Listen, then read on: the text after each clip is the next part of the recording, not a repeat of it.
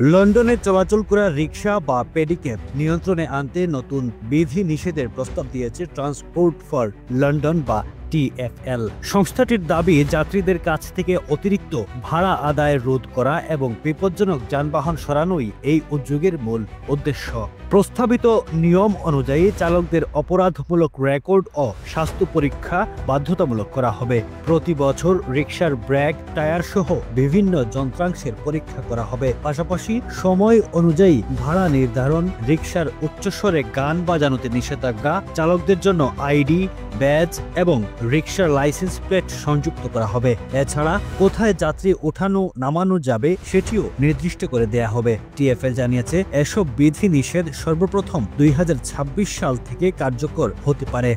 লন্ডনের মেয়র সাদিক খান বলেছেন, রিকশা হওয়া উচিত শহর ঘোরার এক মজার ও পরিবেশ বান্ধব মাধ্যম, কিন্তু কিছু চালকের বেপরোয়া আচরণ একে সমস্যায় পরিণত করছে। Running a restaurant? Your food deserves the spotlight. Currywalla Media.